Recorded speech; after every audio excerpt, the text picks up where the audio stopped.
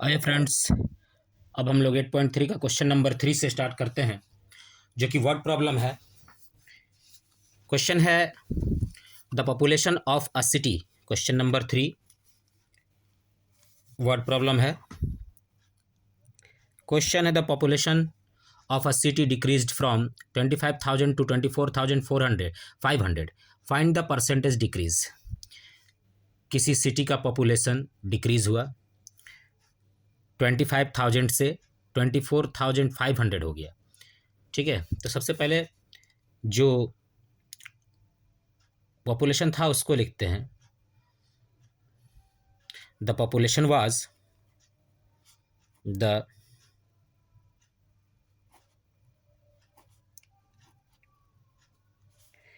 Population was कितना था 25,000। ठीक है, 25,000 पॉपुलेशन था 25,000। और आफ्टर डिक्रीजिंग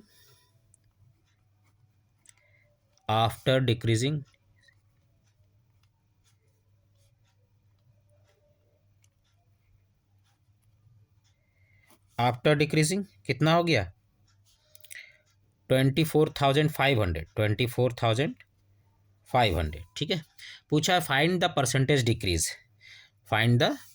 डिक्रीज। तो मैंने पहले ही कहा है कि जिस किसी का भी परसेंटेज निकालना हो, पहले कितना डिक्रीज हुआ है या कितना इंक्रीज हुआ है वो निकाल लें। ठीक है, तो decreased population will be decreased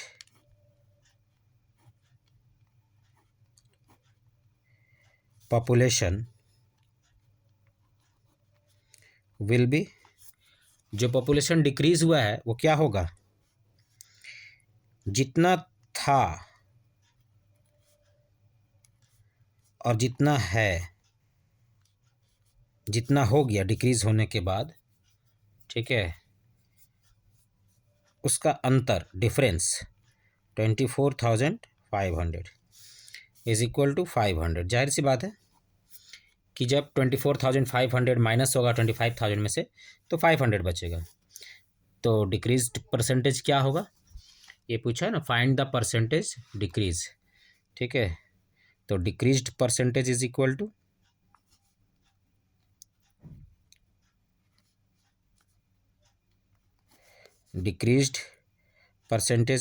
to कितना होगा, जितना डिक्रीज हुआ उसको ऊपर लिखिए, जितना टोटल था उसको लिखिए नीचे 25,000 और मल्टीप्लाई बाय 100। 2 जीरो कैंसिल हो गया, 1 जीरो ऊपर से कैंसिल हो गया, नीचे 25 बचा। 25 टू जा 50 इज इक्वल टू कितना हो गया 2%, यानी कि 2% डिक्रीज हुआ। ठीक है, कितना परसेंट डिक्रीज हुआ 2%। आंसर देख लीजिए, क्वेश्चन नंबर कितना है 3 है, 2%। ठीक है, अब आगे बढ़ते हैं, क्वेश्चन नंबर 4 में आइए। क्वेश्चन नंबर 4 क्या है, क्वेश्चन नंबर 4 है Arun bought a car for इतना रुपीज़। ठीक है, कितने में खरीदा 3,50,000। ठीक है, तो CP ऑफ कार कितना हो गया, CP of car is equal to 3,50,000 rupees. ठीक है, ये CP ऑफ कार हो गया, कार का cost price. The next year the price went up to 3,70,000। ठीक है, कार जो है अगले साल क्या हो गया, next year price went up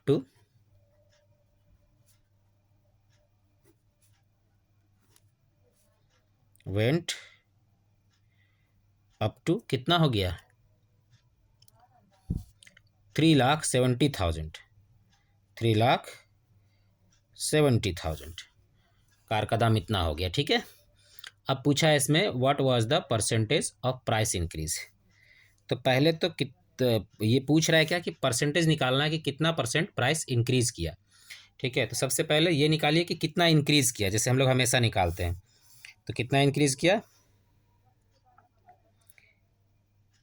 increase price,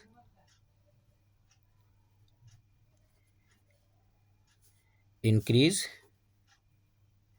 price is equal to जितना इंक्रीज होके हुआ 3,70,000 और जितना इंक्रीज होने से पहले था उसका डिफरेंस, जो डिफरेंस होगा उतना ही इंक्रीज हुआ होगा। ठीक है, 3,50,000।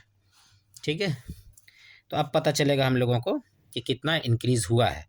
तो जाहिर सी बात है यहाँ 3,50,000 था पहले और 3,70,000 हो गया, तो यानी 20,000 इंक्रीज हुआ। इसको माइनस करेंगे तो 20,000 आएगा, इज इक्वल टू ₹20,000। ठीक है, इतना इंक्रीज किया। अब इंक्रीज परसेंटेज पूछा है, increase percentage, percentage of price increase निकालिए, परसेंटेज ऑफ प्राइस इंक्रीज।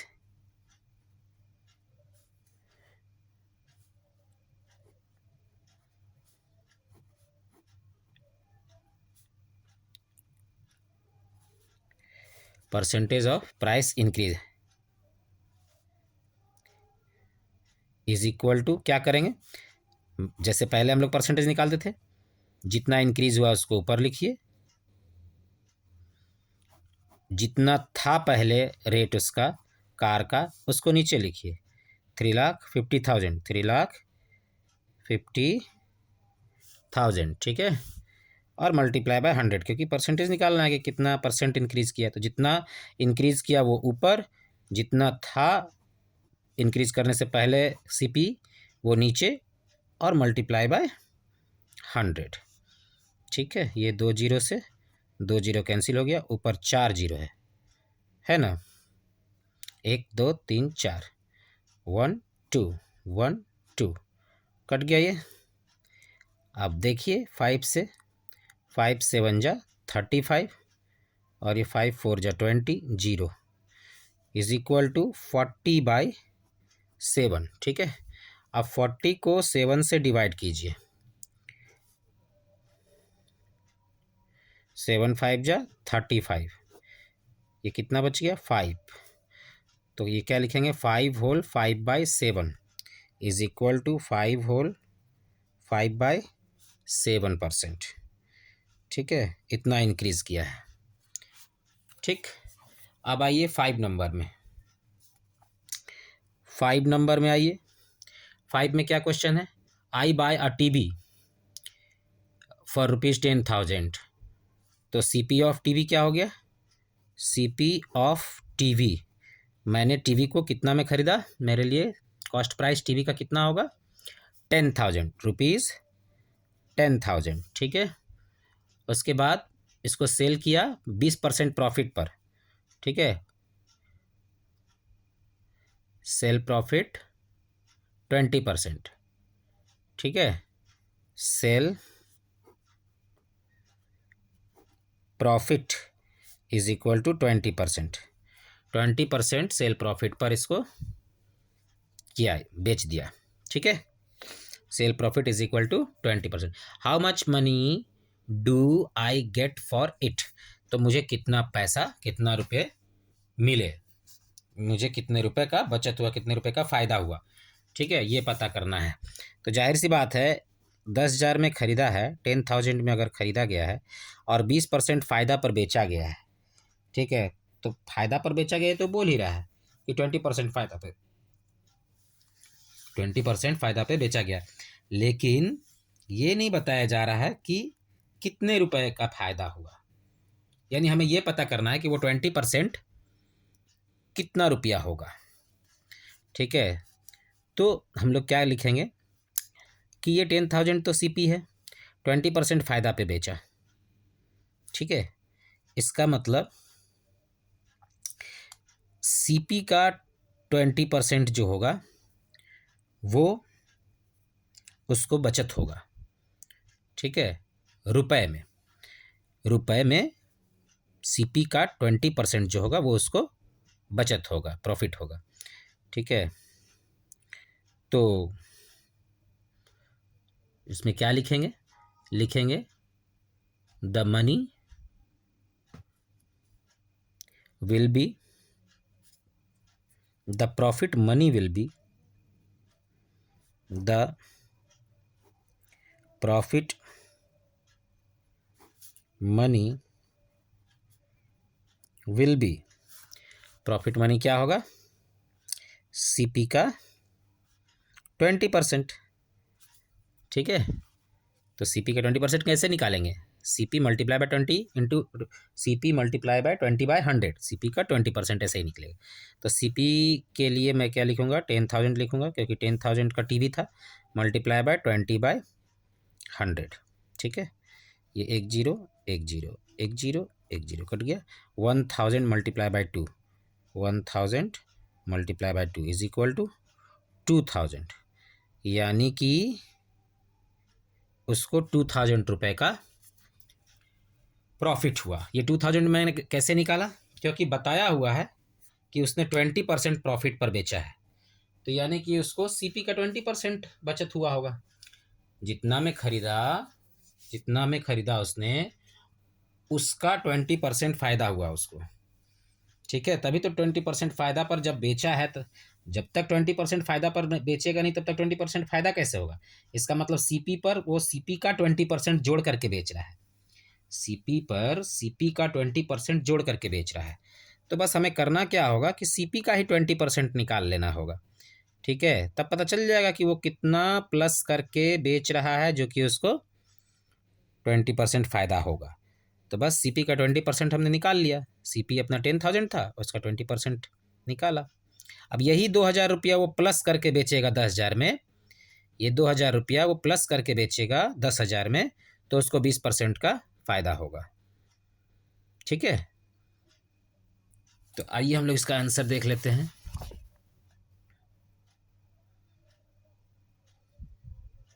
ये 5 नंबर क्वेश्चन है, ठीक है। यहाँ आंसर में लिखा है 12,000 रुपया, बिल्कुल सही। तो 12,000 रुपया आंसर में लिखेगा ही लिखेगा। अभी मैंने बताया ना ये बात आपको कि इसी 2,000 रुपये को वो 10,000 में प्लस करके बेचेगा, तो उसको कितना होगा, 20% का प्रॉफिट होगा। क्वेश्चन में यही पूछा है कि how much money do I get for it. तो जब वो बेचेगा 10,000 में, 20% प्रॉफिट रख करके वो बेचेगा, तो कितना रुपए उसको ग्राहक देगा जो उसको खरीदेगा। तो वो 20% फ़ायदा पे बेचा है, यानी 2,000 रुपये हुआ, 20% सीपी का 20% 2,000 रुपया हुआ।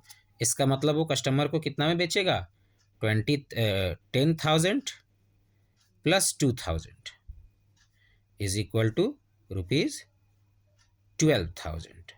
वो कस्टमर को 12,000 रुपीज़ में बेचेगा, क्योंकि सीपी का 20% यहाँ पर 2,000 हो रहा है और वो 20% फ़ायदा पर बेच रहा है।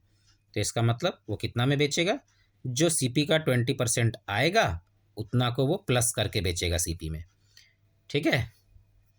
अब आगे चलिए 6 नंबर क्वेश्चन में। 6 नंबर क्वेश्चन में क्या है, आइए अब 6 नंबर क्वेश्चन को देखते हैं।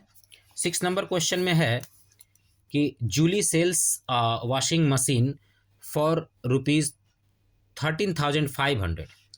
वॉशिंग मशीन को जूली ने 13,500 में बेचा है, ठीक है।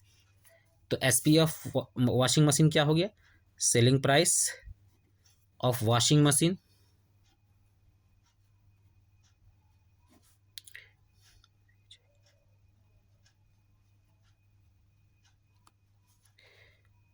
कितना हो गया, कितना में बेचा उसने, 13,500 में, ठीक है।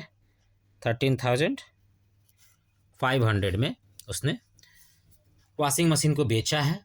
सी लूजेज 20% इन बार्गेन, ठीक है। उसने 20% बार्गेन किया है। ठीक, कब? 13,500 में जूली ने बेचा है, ठीक है, और 20% बार्गेन किया हुआ है। What was the price at which she bought?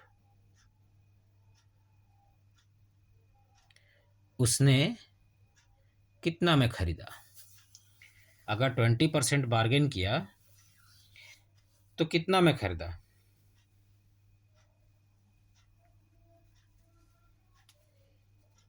तो 20% बार्गेन का क्या मतलब होता है? बार्गेन का मतलब है कि छूट कराया उसने, छूट किया, ठीक है। सी छूट करा करके इतना में खरीदा, ठीक है। तो what was the price at which she bought it? 30,500। तो इसका क्या प्राइस रहा होगा, कितने में खरीदा?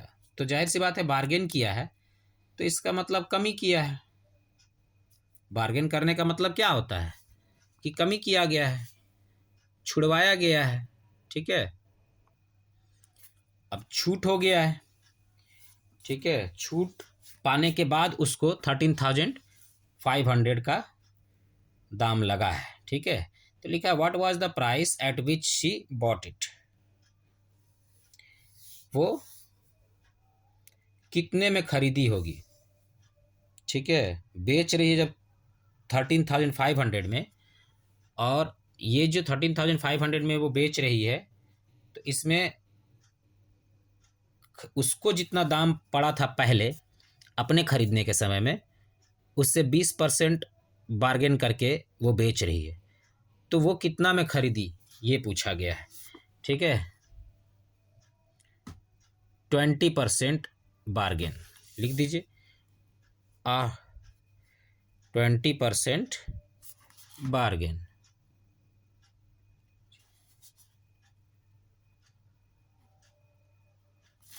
20% बार्गेन, ठीक है।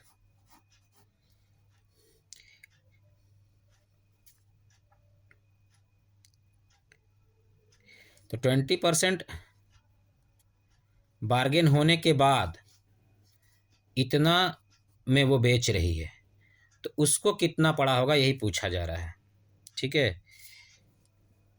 तो अगर मान लें कि द ओरिजिनल प्राइस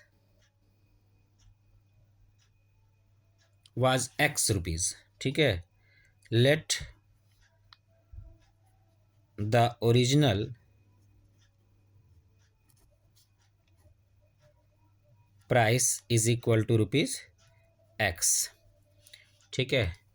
तो इस पे 20% बार्गेन हुआ, इसका मतलब इस एक्स रुपीज़ पर 20% बार्गेन हुआ, छूट मिला, तब जाकर इतना में अगला को वो बेच रही है, छूट दे रही है 20% का, इतना इस रेट पर, तो इतना पड़ रहा है लेने वाले को, ठीक है। तो अकॉर्डिंग टू क्वेश्चन हम लोग क्या करेंगे, एक्स माइनस, इस लाइन को बड़े ध्यान से समझिएगा, एक्स माइनस एक्स का 20% इज इक्वल टू 13,500। ये क्या है, ये एक्स जो है मेरा, ये क्या हो गया, ये वो रकम है, ये वो रेट है जो कि जूली को पड़ा होगा, जूली ने उसे इतना में खरीदा होगा। Let the original price is equal to x rupees, ठीक है, रुपीज़ एक्स फॉर जूली लिख दीजिए यहाँ पे, फॉर जूली, जूही है, जूही, सॉरी, जूही, ठीक है, जूही को इतना रुपया पड़ा होगा। अब जूही क्या कर रही है, 20% बार्गेन करके बेची है। तो 20% बार्गेन करने का मतलब क्या है, 20% छूट देना, 20% लेस करके बेचना, ठीक है।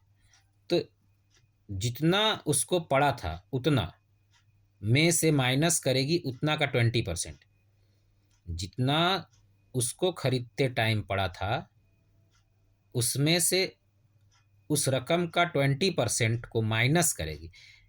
एक्स का, इस एक्स में से एक्स का 20% यहाँ माइनस किया जा रहा है, गौर से देखिए। इस एक्स में से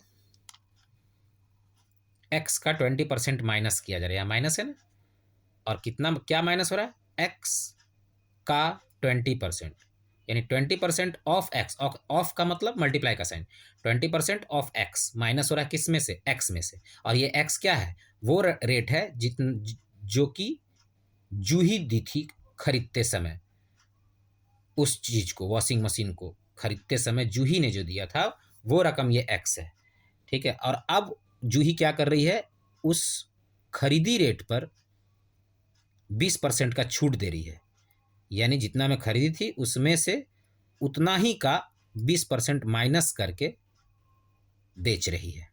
तो जब 20% माइनस कर रही है तो वो अगले को 13,500 में, यानी 13,500 में बेच रही है। तो इसलिए ये तैयार हुआ है ऐसा, ठीक है। अब इसको आप सॉल्व करके एक्स का वैल्यू निकाल लीजिए। अब आप जब इसको सॉल्व करके एक्स का वैल्यू निकालिएगा तो अपने आप पता चल जाएगा कि जूही को कितना रेट पड़ा होगा। सॉल्व कीजिए, 20 से कम 20, 21 जा 20 और 20 25 जा 100, कट गया ये ऊपर नीचे, तो ऊपर में x1 जा x बाई 5, क्या बच गया यहाँ, x minus x by 5 is equal to 13,500, ठीक है। अब इसके नीचे कुछ नहीं तो एक है। अब इसको सॉल्व कीजिए, आप कैसे सॉल्व कीजिएगा, चलिए नेक्स्ट पेज में सॉल्व करते हैं। 1 और 5 का एलसीएम लेंगे हम लोग।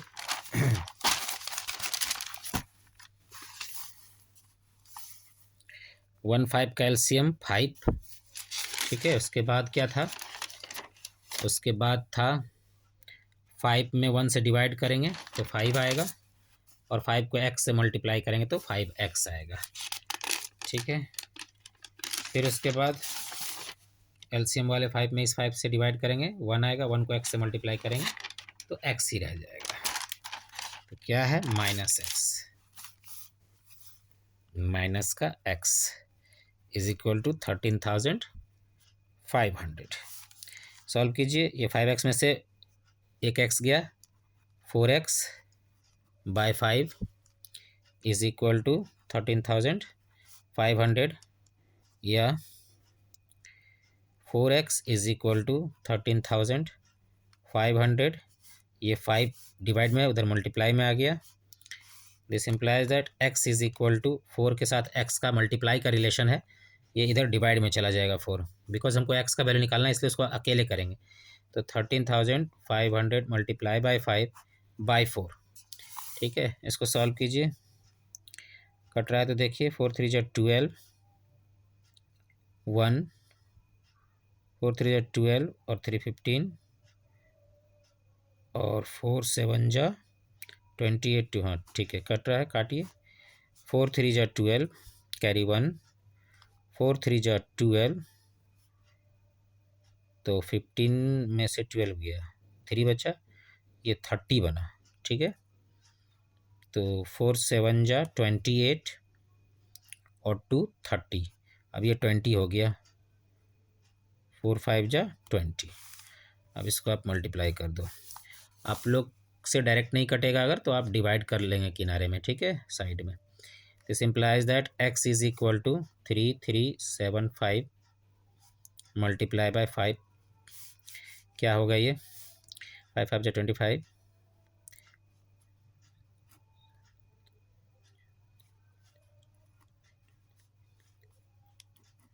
16,875। अगर हम लोगों का ये सॉल्विंग सही है अगर, तो अपना आंसर सही हो जाएगा। ये मतलब इतने में जूही ने खरीदा होगा, ठीक है। देखते हैं आंसर, 16,875 बिल्कुल सही आंसर है, ठीक है। एक बार मैं फिर से यहाँ पे समझाना चाहूँगा, इस जगह को ध्यान देंगे। ये जो आया था हम लोगों का, ये वाला x minus x by 5 is equal to 13,500, अक्सर पेज पलटते समय में लोगों को मिस्टेक होने लग जाता है, तो इसलिए उस टर्म को यहाँ पे मैं उतार देता हूँ। x minus x by 5 is equal to 13,500 से हम लोग सॉल्व करना इधर शुरू किए हैं। जो बार बार मैं पलट करके देख रहा था वो यही चीज़ था, इसी को मैं पलट करके देख रहा था। अब आपको यहाँ पर समझना आसान हो जाएगा। इस 5 और 1 का एलसीएम 5 में 1 से डिवाइड किए तो 5 आएगा, 5 को x से मल्टीप्लाई करेंगे तो 5x, फिर माइनस का साइन है, माइनस का साइन लगाए, 5 में 5 से डिवाइड किए 1 को x से मल्टीप्लाई करेंगे तो 1x यानी x ही रह जाएगा। 5x माइनस x 4x है ना। उसके बाद कैसे किया हूँ ये तो दिख ही रहा है। तो इसका मतलब क्या है कि जूही को 16,875 रुपीज़ पड़ा होगा जब उसने उस वॉशिंग मशीन को ख़रीदा होगा, क्योंकि अब वो 20% तो छूट दे करके बेच रही है ना। तो 20% छूट कैसे दिया गया, क्या होता है, वो मैंने यहाँ पे समझाया है। अब आप इसी का 7 नंबर देखिए। 7 नंबर क्वेश्चन, 7 नंबर क्वेश्चन है कि चॉक कंटेन कैल्शियम, 7 का 1, chalk contain calcium carbon and oxygen in the ratio. ठीक है, क्या है रेशियो? कैल्शियम, सबसे पहले क्या है यहाँ पर? कैल्शियम लिखिए, CALCIUM, कैल्शियम है। फिर है कार्बन, कार्बन लिखिए। फिर है oxygen,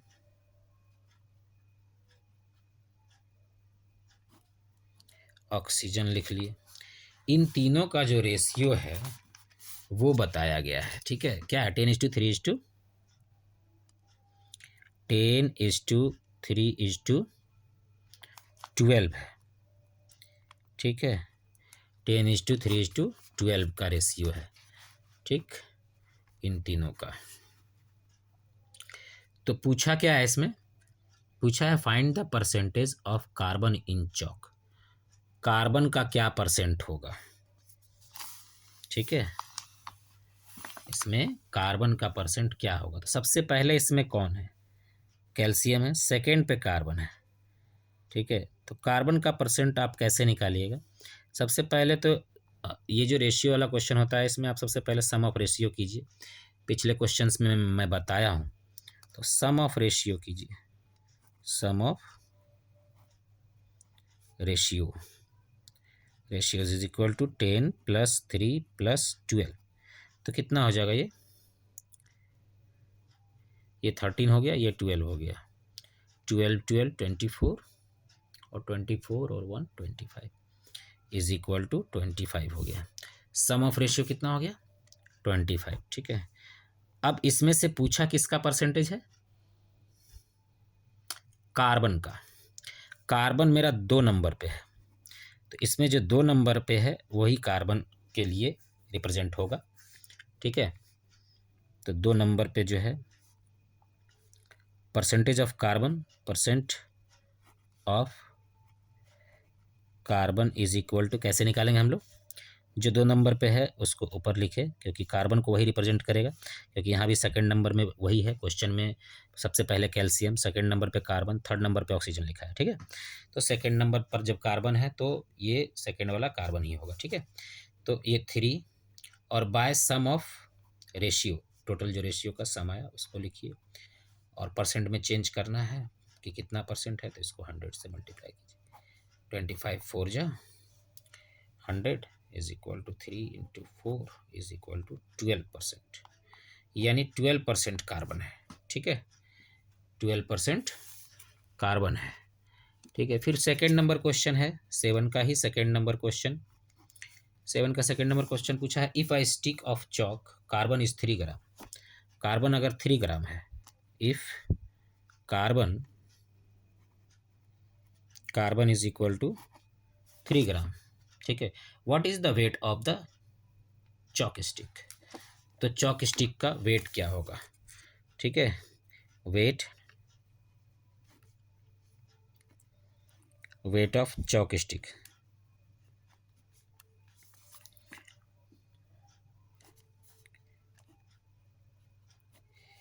wait of chalk stick is equal to what? किस केस में? जब कार्बन 3 ग्राम हो।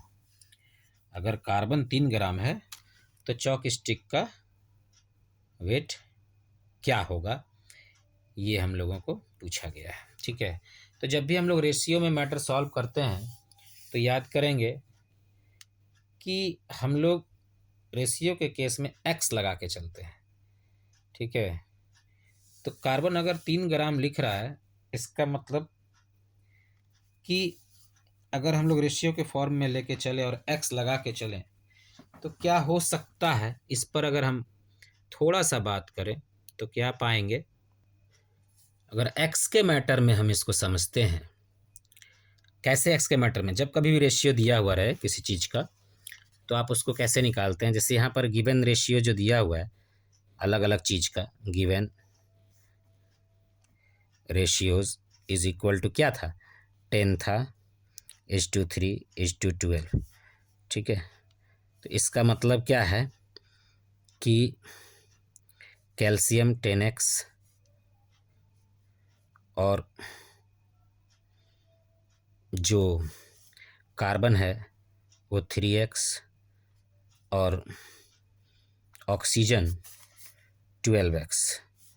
ठीक है, calcium 10x, carbon 3x, oxygen 12x। ठीक है, तो इसमें से क्या कह रहा है, जब भी कभी रेशियो का केस आता है ना तो हम लोग उसको x के साथ मल्टीप्लाई करके ओरिजिनल क्वांटिटी को मानते हैं। ठीक है, x के साथ कभी भी इस तरह से दिया हुआ रहे तो 10x के बराबर का 10x का क्वांटिटी के बराबर हो जाएगा आपका कैल्शियम, क्योंकि पहले में कैल्शियम लिखा है, और 3x के बराबर हो जाएगा कार्बन, और ऑक्सीजन जो हो जाएगा वो 12x हो जाएगा। आखिर ये जो x है ये होता क्या है वो भी मैं समझा देता हूँ आपको। जैसे कि जब कोई नंबर दिया हुआ रहे, जैसे मान लीजिए 4 है और 8 है।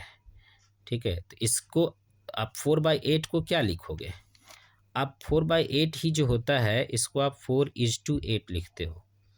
अगर इसको आप, मैं अभी इस तरह से इसलिए दिखा रहा हूँ ताकि इसको कटाया जा सके। ये 4:8 है। ठीक है, ये काटने के बाद क्या आएगा इसको समझेंगे जरा सा। 4 1 जा 4, 4 2 जा 8, 4 के टेबल से ऊपर नीचे ये कटा तो ये 1/2 आया। जरा गौर से देखिएगा, इज इक्वल टू क्या समझाना चाह रहा हूँ, ये x कहाँ से आता है वो मैं बता रहा हूँ। ये 1/2 आया। ठीक है, तो अब ये 1/2 अगर आपको इसको दिखाए बिना दिया जाए तो आप तो नहीं जान पाओगे ना कि आखिर ये किस टेबल से कटाया गया होगा जो कि 1/2 आया है, सिंपलेस्ट फॉर्म में है। ठीक है, ये किस टेबल से कटाया गया होगा, तो जाहिर सी बात है जिस टेबल से भी कटाया गया सेम टेबल से ऊपर नीचे कटाया जाता है हमेशा। ठीक है, सेम टेबल से ऊपर नीचे कैंसिल किया जाता है। अगर उसी सेम टेबल का हमको जानकारी हो जाए कि किस सेम टेबल से ऊपर नीचे इसको कैंसिल किया गया होगा, तो उस सेम टेबल से अगर हम ऊपर नीचे फिर से मल्टीप्लाई कर दें तो हमको वो ओरिजिनल नंबर मिल जाएगा जिसको कि कैंसिल करके ये 1/2 लाया गया होगा। ध्यान से समझिए मैं क्या कह रहा हूँ। ठीक है, तो हमने तो 4 के टेबल से इसको ऊपर नीचे काटा था 4/8 को, वो हमें नहीं पता है। गौर कीजिए, अगर 1/2 को आप फिर से 4 से मल्टीप्लाई कर दीजिए ऊपर नीचे तो आपको फिर से 4 1 जा 4 और 4 2 जा 8 यानी 4/8 मिल जाएगा, जो पुराना नंबर था। ठीक है, जो पुराना नंबर था। तो ये जो x हम लोग को मिलता है, इसे 1/2 इज इक्वल टू क्या होने वाला है, 1/2 इज इक्वल टू 1:2 हो गया। ठीक है, तो मैं क्या कहा अभी कि वो x जो हम लोग लगाते हैं रेशियो वाले नंबर के साथ में, ये x वही टेबल है जिस टेबल से ऊपर नीचे काटा गया होगा और उसको सिंपलेस्ट फॉर्म में लाया गया होगा, जिस सेम टेबल से काटा गया होगा। ठीक है, तो इसीलिए उस सेम टेबल में क्या हमने देखा खासियत कि अगर जो हम लोगों को रेशियो में मिला है उसमें अगर वो सेम टेबल की जानकारी हो जाए कि किस सेम टेबल से काट के ऊपर नीचे ये रेशियो लाया गया होगा, तो उसी से अगर सेम टेबल से अगर मल्टीप्लाई कर दे तो हमको वो पुराना नंबर मिल जाता है, जो नंबर को हम लोगों ने काट के सिंपलेस्ट फॉर्म में लाया था, विच इज़ 4/8। यहाँ मैं जो एग्जांपल लिया हूँ उसमें ये 4/8 है, इसको हम लोगों ने 4 से काटा, उसके अलावा और किसी से नहीं काट सकते, 2 से भी काट सकते थे लेकिन फिर कटता, तो फाइनली ये 1/2 ही आता, तो ये 4 से काटा गया था, ठीक है। और अब जब उस 4 की जानकारी ना रहे हमें, तो उस केस में 4 की जानकारी ना रहे कहने का मतलब किस टेबल से कटाया गया उसकी जानकारी ना हो, तो उस केस में हम लोग x को मल्टीप्लाई के फॉर्म में दिखाते हैं रेशियो के हर पार्ट के साथ, ठीक है। ये x वही टेबल है जिस टेबल से ये 10 मल्टीप्लाई होने के बाद अपने ओरिजिनल नंबर में आ जाएगा। ये x वो टेबल, ये x भी वही टेबल है जिससे कि जब 3 को मल्टीप्लाई किया जाएगा तो वो ओरिजिनल में क्या रहा होगा पहले कटने से पहले वो नंबर आएगा, और यहाँ पर ये x वो नंबर है जिसको कि जब 12 से मल्टीप्लाई किया जाएगा तो ओरिजिनल नंबर आपको मिलेगा। ओरिजिनल नंबर कहने का मतलब क्या है, यहाँ पर ये क्वांटिटी ऑफ कैल्शियम और ये क्वांटिटी ऑफ कार्बन और ये क्वांटिटी ऑफ ऑक्सीजन हमको मिल जाएगा, ठीक है। अब हम आप लोगों ने समझ लिया होगा कि ये x क्या है, ठीक है, ये x कहाँ से आया, ठीक है। ऐसा नहीं सोचना है कि अपना मर्जी से डाल दिए हैं, कुछ भी नहीं समझ में आ रहा हो उसके लिए, अगर नहीं समझ में आ रहा हो तो उसके लिए मैंने ये एग्जांपल दिखाया कि अगर आपको 4/8 कोई नंबर मिलता है, 2 नंबर का ये फ्रैक्शनल नंबर 4/8 है, अगर 4/8 कोई नंबर आपको मिला, आप इसको ऊपर नीचे 4 के टेबल से काट सकते हो। ऐसा कोई भी नंबर, आप ऐसा कोई भी फ्रैक्शनल नंबर ले सकते हो, जरूरी नहीं है कि 4/8 ही जो कि कट रहा हो सेम टेबल से। तो सेम टेबल से मैंने काटा इसको, 4 के टेबल से 1/2 आया, 1/2 इज इक्वल टू 1:2, ठीक है। अब अगर इस 1:2 को 1:2 को फिर से उस रूप में लाना हो जहाँ से ये चला था, यानी 4/8 से चला था, तो हमको उस टेबल का जानकारी होना चाहिए जिस टेबल से वो ऊपर नीचे सेम टेबल से कटा होगा। तो देखिए कैसे कैसे ये फिर आगे बढ़ेगा, इस इज टू के फॉर्म से फिर से इसको 1/2 लिखिए, ठीक है। फिर उसके बाद इसके साथ वो नंबर को मल्टीप्लाई कीजिए जिस नंबर से ऊपर नीचे आपने काटा था, ठीक है। 4 के टेबल से हमने काटा था इसको ऊपर नीचे, ठीक है। तो अब ये फिर हमको क्या मिलने वाला है, 4 1 जा 4 और ये 4 2 जा 8। देखिए ये फिर वही नंबर हमको रिवर्स मिला जो नंबर को काट के हम लोग आगे बढ़े थे। तो इसका मतलब ये जो नंबर है ये 4, यही इस जगह पे गायब है, नहीं जानकारी है कि किस नंबर से काट करके तीनों को लाया गया है रेशियो के फॉर्म में। तो इसी 4 के लिए x हम लोग लेके चलते हैं कि अगर x से मल्टीप्लाई करें, तो x से मल्टीप्लाई करेंगे तो सब में करना पड़ेगा क्योंकि सब एक साथ रेशियो में है, तो सभी को एक ही टेबल से काटा गया होगा, ठीक है। इसीलिए ये x वो टेबल है जिस टेबल से ये सभी काटे गए होंगे। तो जाहिर सी बात है उसी टेबल से अगर मल्टीप्लाई कर दिया जाए सबको तो फिर सब अपने ओरिजिनल फॉर्म में मिलेगा। तो इसका मतलब ये सब अब ओरिजिनल फॉर्म में है। और हमें कहा क्या गया है कि अगर कार्बन 3 ग्राम हो, अगर कार्बन 3 ग्राम हो तो उस चौक का वजन क्या होगा। तो कार्बन वाले से हम लोग x का वैल्यू पहले फाइंड कर लेंगे। तो कार्बन के लिए कार्बन किसको रिप्रेजेंट करेगा यहाँ, 3x को, बिकॉज कार्बन सेकेंड जगह पे है, सेकेंड नंबर जगह पे है और सेकेंड नंबर जगह पे अपना 3 है, ठीक है। तो उसका ओरिजिनल क्या रहा होगा, नंबर 3x रहा होगा। तो 3x किसको डिनोट करेगा, इज इक्वल टू ये कार्बन, कार्बन जो है वो 3x है, ठीक है। कार्बन बराबर 3x इज इक्वल टू क्या बताया गया कि 3 ग्राम है, ठीक है। तो 3 gram, this implies that x is equal to, अगर x का वैल्यू निकालना तो ये 3 मल्टीप्लाई में x के साथ उधर डिवाइड में जाएगा, 3/3। तो यहाँ से ग्राम हटा लीजिए, तो इसका मतलब क्या हो गया, 3/3 इज इक्वल टू 1। तो x का वैल्यू अपना क्या आया, x इज इक्वल टू 1 आया। जब x इज इक्वल टू मेरा 1 आ गया तो अब उस चौक का वजन अगर हमको निकालना है तो हम क्या करेंगे, सभी में x के जगह 1 पुट करके सॉल्व करके प्लस कर देंगे, क्योंकि इन सभी को मिला करके ना चौक बनेगा। कैल्शियम है, कार्बन है, ऑक्सीजन है, इन सब को मिला करके बनेगा। अब जब हमको x का वैल्यू पता चल गया, यानी वो नंबर पता चल गया जिस नंबर से इन सभी को काटा गया होगा, जो जिस सेम नंबर से सभी को कैंसिल किया गया होगा, और ये सिंपलेस्ट फॉर्म में कुछ आया जिसको कि इज टू के फॉर्म में लिखा गया है। ठीक है, तो अपने को वो नंबर पता चल गया, जैसे मैंने यहाँ पे अभी इस 4 के बारे में चर्चा किया था। ठीक है, इसी से काटा गया था इस नंबर को, फिर उसी नंबर से अगर मल्टीप्लाई कर दिया गया उस नंबर को, जो कि काटने के बाद आया, उस नंबर को उस नंबर में उस नंबर से मल्टीप्लाई कर दिया गया जिससे कि काटा गया था पहले, तो हमको फिर पुनः वो नंबर मिल गया जो नंबर था। तो उसी तरह से हमको यहाँ पता चल गया है कि 1 आया x का वैल्यू, तो क्या हो जाएगा ये कैल्शियम का क्वांटिटी 10 मल्टीप्लाई बाय 1, ठीक है, ग्राम, और फिर कार्बन का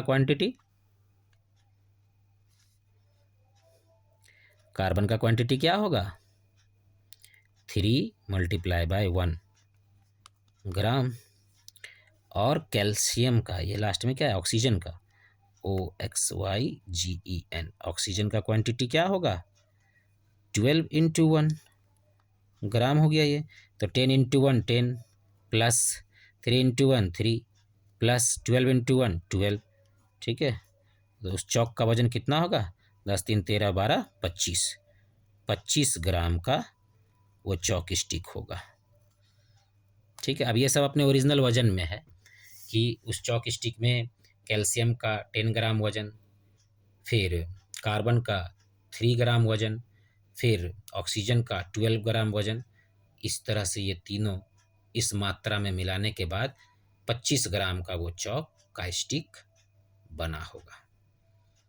ठीक है, क्योंकि चौक के स्टिक में ये तीनों चीज़ मिले हुए होते हैं। ठीक है, तो 25 ग्राम का वो चौक होगा। आशा करता हूँ आप लोग समझ गए होंगे, थोड़ा एक्सप्लेन ज़्यादा किया हूँ इसीलिए वीडियो लंबा बना है, आप लोग समझ सकें अच्छा से, यही लक्ष्य रहता है, इसलिए लंबी वीडियो बनी है। मिलते हैं नेक्स्ट वीडियो में, तब तक हंसते रहिए, मुस्कुराते रहिए, अच्छे से मन लगा के पढ़िए। Thank you.